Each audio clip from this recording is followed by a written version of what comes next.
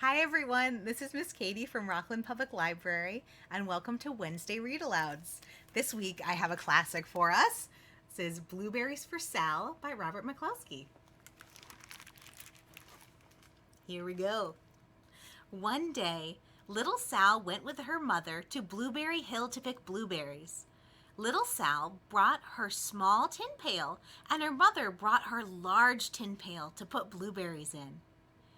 "We will take our berries home and can them," said her mother. "Then we will have food for the winter." Little Sal picked 3 berries and dropped them into her little tin pail. Kerplink, kerplank, kerplunk. She picked 3 more berries and ate them. Then she picked more berries and dropped 1 into the pail. Kerplunk. The rest she ate. Then little Sal ate all 4 blueberries out of her pail. There she is. Her mother slowly walked through the bushes, picking berries as she went and putting them in her pail.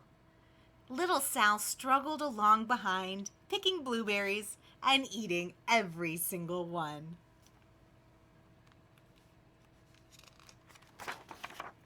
Little Sal hurried ahead and dropped a blueberry in her mother's pail. It didn't sound kerplink because the bottom of the pail was covered with berries. She reached down inside to get her berry back. Though she didn't mean to, she pulled out a large handful because there were so many berries right up close to the one she put in. Her mother stopped picking and said, "Now, Sal, you run along and pick your own berries. Mother wants to take her berries home and can them for next winter."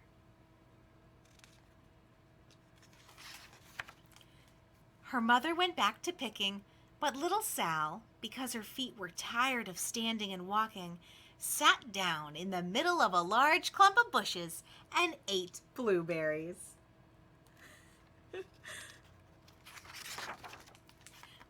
On the other side of Blueberry Hill, Little Bear came with his mother to eat blueberries. "Little Bear," she said, "eat lots of berries and grow big and fat. We must store up food for the long, cold winter."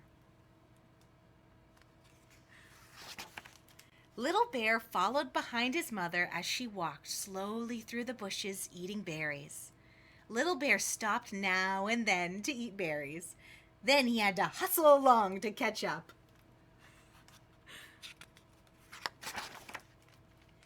Because his feet were tired of hustling, he picked out a large clump of bushes and sat down right in the middle to eat blueberries.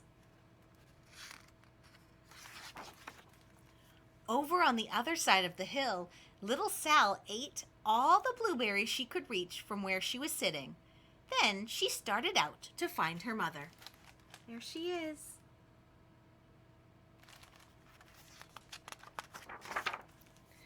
She heard a noise from around a rock and thought, "That is my mother walking along." Did you see her peeking? There she is. But it was a mother crow and her children. They stopped eating berries and flew away, saying, "Caw, caw, caw." Then she heard another noise in the bushes and thought, "That is surely my mother, and I will go that way."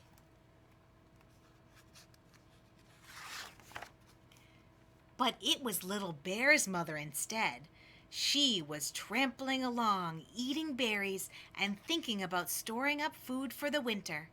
Little Sal trampled right along behind. By the time Little Bear had eaten all the berries he could reach without moving from the clump of bushes, then he hustled off to catch up with his mother. He hunted and hunted, but his mother was nowhere to be seen. He heard a noise from over a stump and thought, "That must be my mother walking through." But it was a mother partridge and her family. They stopped eating berries and hurried away. Then she heard a noise in the bushes and thought, "That is surely my mother. I will hustle that way.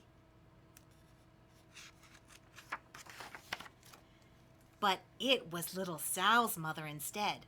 She was walking along, picking berries, and thinking about canning them for next winter. Little Bear hustled right along behind. Uh-oh. Little Bear and Sal's mother, over here, and little Sal and Bear's mother were all mixed up with each other among the blueberries on Blueberry Hill. Little Bear's mother heard Sal walking along behind and thought it was Little Bear, and she said, "Little Bear, munch, munch, eat all, gulp, you can possibly hold, swallow, glump." Little Sal said nothing. She picked 3 berries and dropped them, kerplink, kerplank, kerplunk, in her small tin pail. Little Bear's mother turned around to see what on earth could make this noise like kerplunk. "Grumph!" she cried, choking on a mouthful of berries. "This is not my child. Where is Little Bear?" She took one good look and backed up. She was old enough to be shy of people, even a very small person like little Sal. Then she turned around and walked off very fast to hunt for Little Bear. I like the look on her face. "Glove?" Little Sal's mother heard Little Bear trampling along behind and thought it was Little Sal. She kept right on picking and thinking about canning blueberries for next winter. Little Bear paddled up and peeked into the pail. Of course, he only wanted to taste a few of what was inside, but there were so many and they were so close together that he tasted a tremendous mouthful by mistake. "Now, Sal," said Sal's mother without turning around, "you run along and pick your own berries. Mother wants to can these for winter." Little Bear tasted another tremendous mouthful and almost spilled the entire pail of blueberries. Little Sal's mother turned around and gasped, "My goodness, you are not Little Sal. Where is my child?" Little Bear just sat munching, and swallowing and licking his lips. Little Sal's mother backed away. She was old enough to be shy of bears, even very small bears like Little Bear.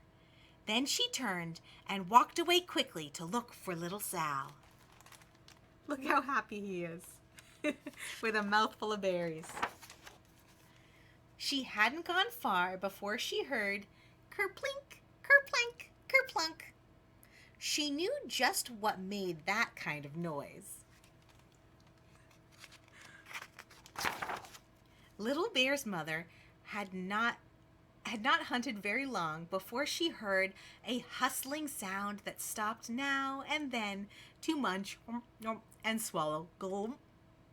She knew just what made that kind of noise.